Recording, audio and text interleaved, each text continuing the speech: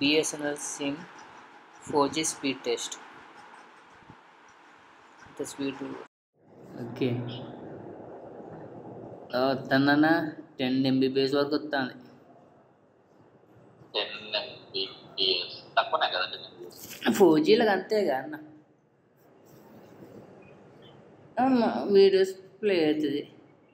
5 MBPS 6 MBPS 10 MBPS వరకు వస్తుంది. కానీ చెప్పిన కదా స్టేబుల్ లేదు. అదే ఆటోమేటిక్గా సిగ్నల్ 4G నుంచి 2Gకి జంప్ అవుతుందన్న. స్టేబుల్ లేదు సిగ్నల్.